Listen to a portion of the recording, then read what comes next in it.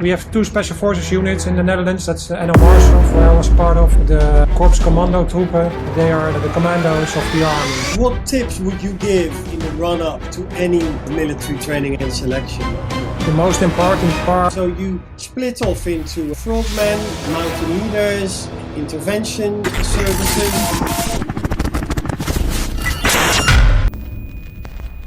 You became a platoon commander of the Maritime Special Intervention Unit, M-Squadron, which is responsible for counter-terrorism, overseas and domestic. Well, actually, that's a question that I have. Is the M-Squadron mainly used for domestic counter-terrorism, or is it also deployed overseas? Officially, M-Squadron, their main job is domestic counter-terrorist within the Dienst Speciale Interventies. That's together with the blue guys and also commandos from the army.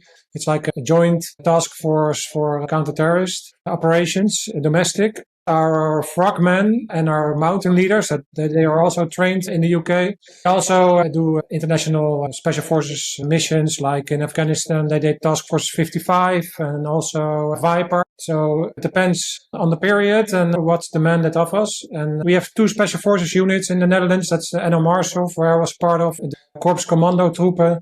They are the commandos of the army. Well, I'm one of the lucky officers that have a very nice trajectory. In 2007, I became a commando at the Royal Marines. In 2008, I became a platoon commander. And 6 months later, I was in Afghanistan, leading a small operational mentoring and liaisons team. And very self-supporting, a lot of room to operate.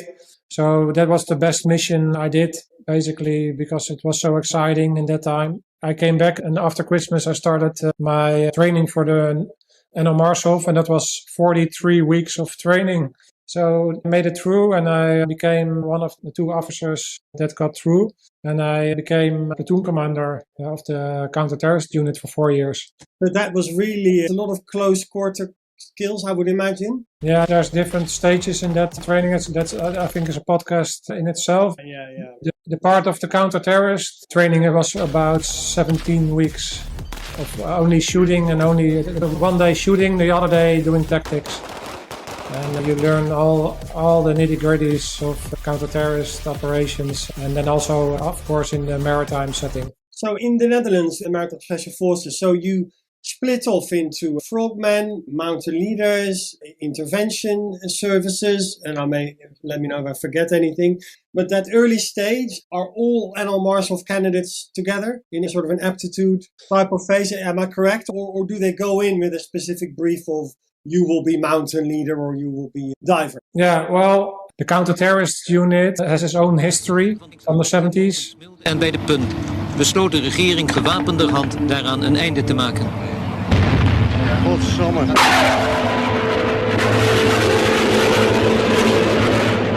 Straaljagers vliegen met oorverdovend lawaai over de trein. Binnen 3 minuten bevrijden de mariniers de passagiers en stellen ze de trein veilig. Bij de beëindiging van de gijzeling kwamen 2 gegijzelden om. 6 gegijzelden en 2 mariniers raakten gewond. Van de 9 gijzelnemers kwamen er 6 om het leven. The Frogmen have their own history from further back. They are actually a separate unit. And then you have the mountain leaders who have their separate history. Around 2006, because the people in the special forces are so limited, we have also a shortage of good men. When there was a mission, there was a lot of strain on the capacities of the different units. So they decided to make NL MARSOF and join those 3 capabilities together. So you actually had the merging of different units into one.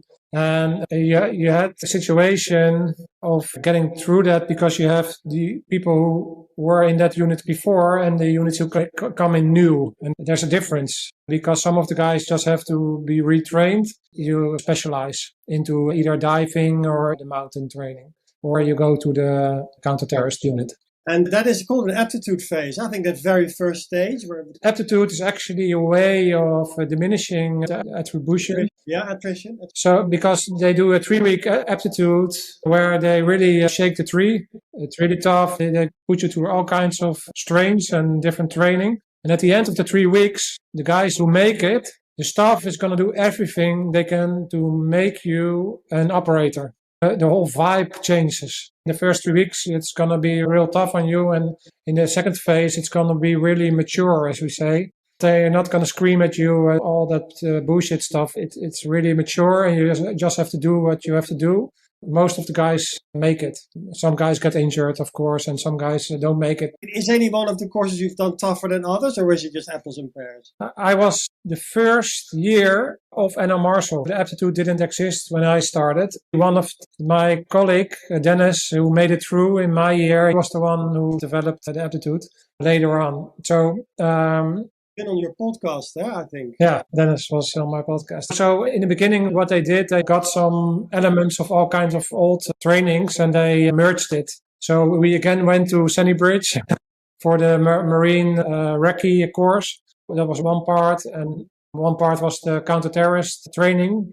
So the training to become an operator in the counter-terrorist unit before was a training of 17 weeks. And they just took that part and put it into a bigger training where you became a Special Forces operator. An operator is you learn the Special Forces type of missions and also in a maritime environment. So you also get swimming and also the climbing the ladder. In summer, you've passed some very arduous training and selection courses. I always get a few people in the Facebook group who are interested and maybe looking at a career in armed forces, among the younger members. What tips would you give in the run-up to any sort of military training and selection course? The most important part is that if you want to pursue this type of career, you have to be sure you can immerse yourself into it. You are going to be your number one priority, and you have to make sure that your life is set up to carry that. So if you have a relationship, you have to make sure that she or he, I don't know what you're into, but that she is on board, that she is able to manage this kind of life. So it has to be a really strong woman who can make sure that you can perform. You are into this and you have to be into it with all the resources you have. So you have to make sure that all the, what's it called? Well, I guess peripheral conditions, that with the circumstances. All the circumstances around you in your life are set up for success. And I think a lot of people underestimate what that means. So they are only focused on training. And of course, it's very important to train and you have to get all the tests and you have to make it. But that's only such a small part of success in this type of environment and this type of career. You really have to be good at work in an unpredicted way.